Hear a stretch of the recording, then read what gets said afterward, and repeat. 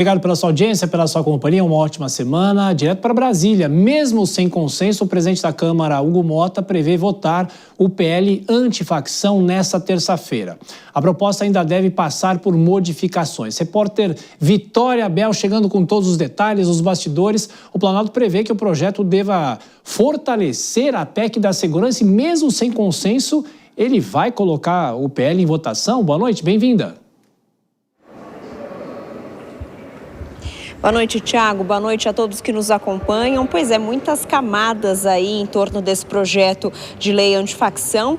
Vamos começar com a possibilidade de votar amanhã. O presidente da Câmara dos Deputados diz que realmente essa proposta vai ser analisada no plenário da Casa, mas ainda existem muitas dúvidas em torno desse texto, falta de consenso e, inclusive, um texto que não agrada nem ao governo, nem a líderes de centro, nem mesmo também a oposição. Inclusive, o relator Guilherme Derrite, deputado federal e também secretário licenciado de Segurança Pública de São Paulo, deve fazer novas alterações nessa proposta, portanto, deve ter um quinto relatório sobre essa matéria. E nesse quinto relatório, muito provavelmente, Derrite deve fazer, entre as mudanças, um pedido do governo que é de resgatar a possibilidade de apreensão de bens e ativos de criminosos investigados, suspeitos também, de forma imediata, por meio aí, por exemplo, de uma medida cautelar assinada por um juiz, sem precisar que essas medidas que isso seja passado por um trâmite em julgado, por um trânsito em julgado, ou seja, esperar o fim do julgamento ou então uma outra ação civil, que era o que estava sugerindo o Guilherme Derrite, que isso que a apreensão de bens ocorresse apenas ao final do julgamento desses processos contra suspeitos de organizações criminosas. O governo, além de chamar atenção para isso, também continua chamando atenção para a distribuição desses bens e valores apreendidos para a Polícia Federal. O governo avalia que a distribuição que está sendo feita agora no relatório de Guilherme Derrite vai apenas para um fundo da polícia, mas precisa ir para outros que também são de suma importância para deixar a Polícia Federal com capital suficiente para andar com as investigações. Mais cedo, o líder do PT, Lindenberg Farias, defendeu até mesmo que Guilherme Derrite deixasse a relatoria do projeto diante aí de diversas idas e vindas de textos publicados por ele. Vamos ouvir um trecho. Nós queremos avançar. Agora, cada hora chega um relatório aqui. Já teve 4 relatórios, nós estamos à espera do 5º relatório. Nós até topamos votar, mas tem que ter um acesso com o mínimo de antecedência, porque esse tema é um tema muito sério. Eu continuo com a opinião que se o presidente Hugo Motta quisesse corrigir essa confusão toda, essa bagunça, ele conversaria com o relator Derrite, explicaria as motivações e escolheria um outro relator, que não precisa ser nosso. Tem vários nomes aí de partidos do Centrão. E a gente já adianta que muito dificilmente isso vai acontecer, né? O Mota deu essa relatoria para Guilherme Derrite depois de uma articulação feita com o presidente do PP, Ciro Nogueira, envolvendo também o líder do PP, doutor Luizinho, que é muito próximo do presidente da Câmara, Hugo Motta. Então, muito dificilmente Derrite deixaria esse cargo, mas deve aí fazer novas alterações atendendo ao governo. E o que Lindenberg também falou é que se Derrite conseguir ceder nesses 2 pontos principais para o governo, que é financiamento da Polícia Federal e o retorno da apreensão imediata de bens e ativos, o governo e o Partido dos Trabalhadores, é claro, podem sim apoiar o texto do relator. Vamos ouvir. Se não recompor o orçamento da Polícia Federal e se não voltar o texto original do perdimento de bens, eu não sei explicar o motivo, mas isso é proteção ao crime organizado. Se ele quer jogar duro no crime organizado, vai tirar que esse que é o maior instrumento, é a asfixia financeira. Então esses 2 pontos são centrais. E acho que ali, em relação ao PL antifacção, ele colocou no texto de forma secundária. Quando eu falo que tem um problema de técnica legislativa, é porque de fato tem.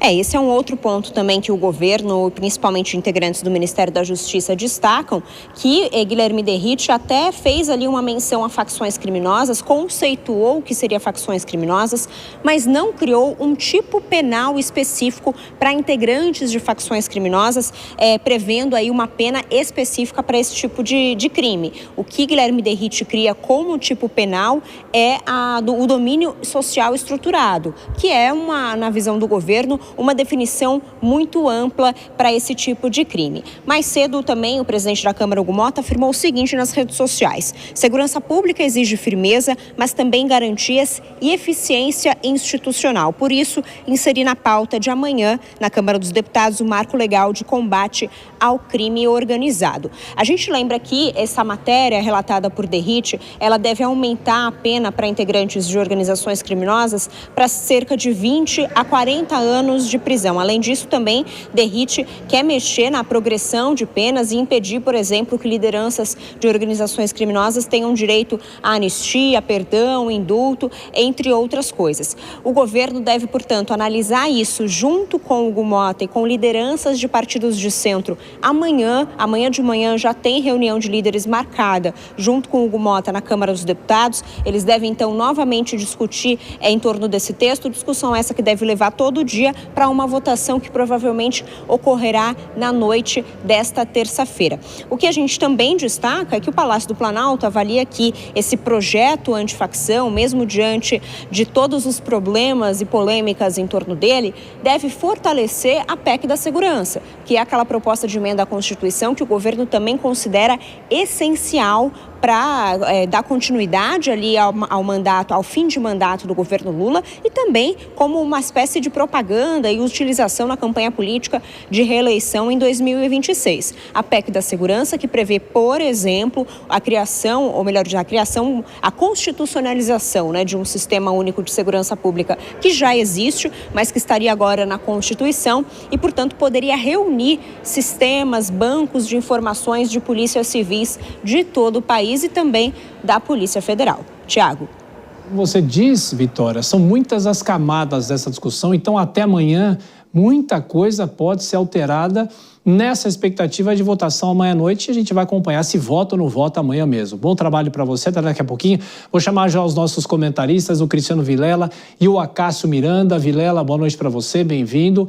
Bom, é um risco colocar um projeto desse tão importante em votação, sendo que as pontas ainda estão soltas e o governo nitidamente contrário, assim como os integrantes do Centrão. Bem-vindo, Vilela, boa noite. Tiago, uma ótima noite a você, ao Acácio, todos que acompanham o Jornal Jovem Pan.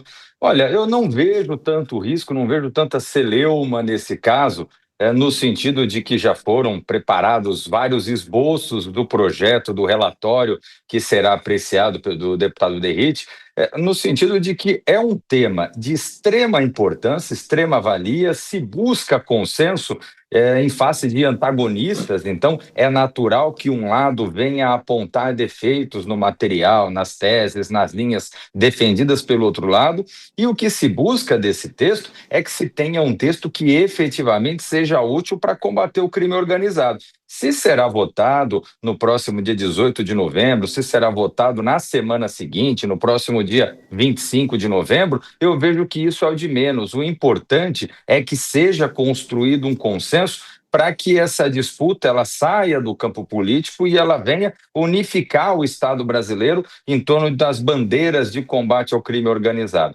Então, vamos aguardar para que nessas próximas horas se construa esse consenso, mas caso não seja construído, eu não vejo problema nenhum de atrasar um pouco mais, mas deixar realmente um texto bem arredondado. Cássio, de qualquer forma, o presidente da Câmara está bancando essa possibilidade de colocar em votação, e ele até diz que é talvez a maior resposta que o Congresso Nacional já deu no combate ao crime organizado. Boa noite, Cássio, bem-vindo mais uma vez ao Jornal Jovem Pan. Boa noite, Tiago, boa noite, Vilela, e uma boa noite especial à nossa audiência.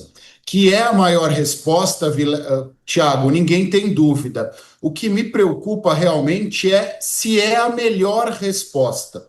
Por quê? Nós já enfrentamos um problema relacionado à violência há muitos anos. Esta resposta já deveria ter sido dada há muito tempo. Não à toa, nas eleições nacionais de 2026, muito provavelmente, a grande pauta será a segurança pública. O que me preocupa é um projeto aprovado com todo este assodamento e um projeto polarizado. No fim do dia, esse projeto não tem como principal objetivo a população brasileira, mas tem um dos lados puxando para o seu lado, enquanto o outro lado, sem qualquer análise crítica, puxa para o seu. E no meio dessa confusão, mais uma vez, nós brasileiros somos vitimizados. Somos vitimizados pela violência e somos vitimizados por essa polarização. Até porque, se esse projeto não vier com qualidade legislativa e não vier com qualidade jurídica, ele trará uma falsa impressão de solução. Porque no dia a dia pessoas serão postas em liberdade por conta destas falhas legislativas, processos serão anulados por conta dessas falhas legislativas. Então, se o Congresso está bancando, que seja o melhor possível. Se não há consenso e principalmente se não há qualidade, é melhor que se espere mais uma semana, mas se chegue a um resultado efetivo e necessário. Para fechar essa nossa rodada, de uma certa maneira, essa discussão pode ajudar na construção da PEC da segurança, porque a gente sabe que existem muitas divisões, e não internas do Congresso Nacional apenas, mas também em relação aos governadores. E o ano já está acabando, no que vem é ano eleitoral para se votar um projeto tão abrangente e polêmico como esse, Vilela. Olha, Thiago, eu vejo que sim, quando se trata do aspecto técnico da negociação, da discussão, com relação àquilo que pode ser um instrumento mais bem acabado para dificultar a vida do crime organizado. A discussão que não leva a nada é aquela discussão da política pela política, da política apenas para apontar o dedo para o adversário, especialmente nesse tema, que é um tema que será central nas eleições de 2026. Então, eu vejo que é importante separar o joio do trigo. A discussão ela é bem-vinda, mas a discussão com vontade de colaborar, e não a discussão para lançar a casca de banana para ver se o adversário escorrega.